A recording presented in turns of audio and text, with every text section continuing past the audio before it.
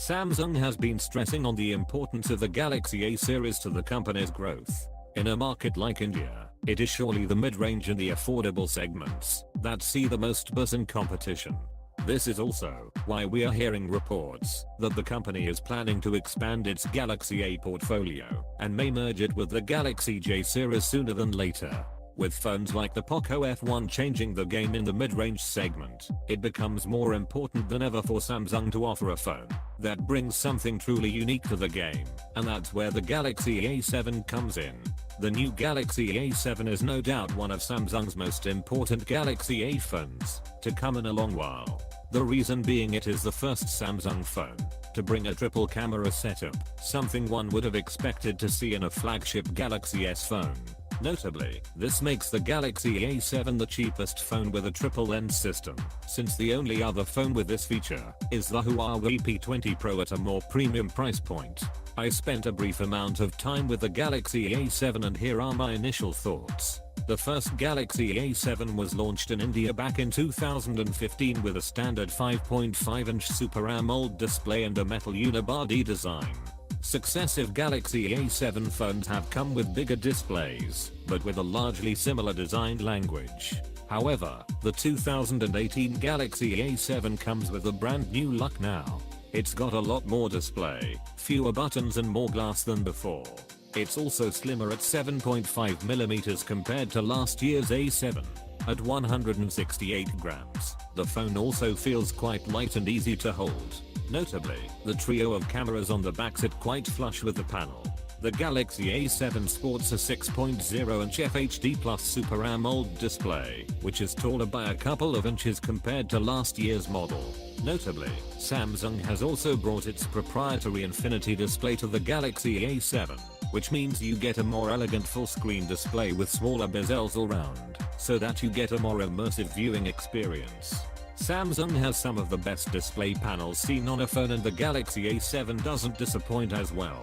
Based on a quick hands-on with the device, to be quite vibrant and colorful with a touch of oversaturation, especially the reds and blues. As I could only handle the device indoors, there was no problem with the brightness levels, but I will need to see how legible the display is under bright sunlight. The other big upgrade we see is the addition of a 2.5D glass on the back, which is glossy and more premium looking. Of course, this also means the Galaxy A7 is now more delicate than last year's model. Samsung says it has used Gorilla Glass 3 on the front and back, and it feels pretty sturdy and layered. The glass back is quite a fingerprint magnet, and will easily register smudges after a few moments holding the device. The device will be offered in blue, black, and gold color options. We don't get to say this often, but perhaps what's more appealing than the glass back is the triple camera setup that can be seen vertically placed on the top left corner. This is what the Galaxy A7 is really all about, and Samsung took its time on stage to highlight some key aspects about the cameras. The system includes an 8MP 120° ultra-wide-angle lens with f/2.4 aperture, a 24MP sensor with f/1.7 aperture and a 5MP depth sensor with f/2.2 aperture. All of this essentially means you'll be able to capture bright and clear photographs in standard and wide angle as well as some crisp bokeh. I could only test the cameras briefly indoors and under average to low lighting. Based on the photos I could capture, I can say that the camera captures a good amount of light. Colors pop and are slightly oversaturated, but that's largely because you'll see it on the AMOLED display. The wide-angle lens manages to capture a pretty large field, while the scene detection was able to recognize a plant under low light. The selfie camera also lets in a good amount of light, but I noticed some loss in detailing indoors. It should work just fine in good lighting conditions, but in low light you should expect selfies to look a little soft. I will, of course, need more time with the Galaxy A7 to test out the triple cameras in depth along with all of the features and modes on offer including slow motion video recording, time-lapse, pro-lightning, and scene optimizer, among other things.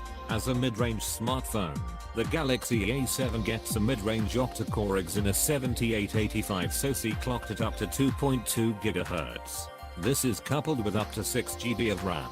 The device ships with Android 8.0 Oreo with the company's Experience 9.0 UI on top. It's a familiar UI if you have used a Samsung phone before. Opening and closing apps were mostly quick and lag-free. The camera app was also quick to open, and I could only briefly browse through the UI but nothing more. The Galaxy A7 houses a 3300 mAh battery, which is a pretty standard capacity that we are used to seeing in mid-range phones. Even the OnePlus 6 offers a similar battery, so we expect a good full day out of it. This is something that requires a few days of hands-on time to really understand how the battery life is with the Galaxy A7. It also doesn't look like the Galaxy A7 supports fast charging. Samsung's newest mid-range smartphone falls in a segment that's seeing quite a disruption by the hands of Pocophone and the Poco F1.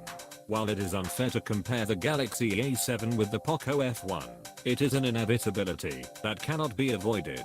This is why brands like Samsung, Oppo and Vivo are doing their best to bring out some unique features. If it's the in-display fingerprint sensor for the Vivo V11 Pro, water drop notch for the Oppo F9 Pro, or a triple camera setup for the Galaxy A7, these phones are trying to stay relevant and competitive in this segment. We will know whether the Galaxy A7's trio of cameras are enough to make it worth the money after a more in-depth review. Highlights: the new Galaxy A7 is one of Samsung's most important Galaxy A phones to come in a long while. At 168 grams, the phone also feels quite light and easy to hold. The Galaxy A7 gets a mid-range octa-core Exynos 7885 SoC clocked at up to 2.2 GHz.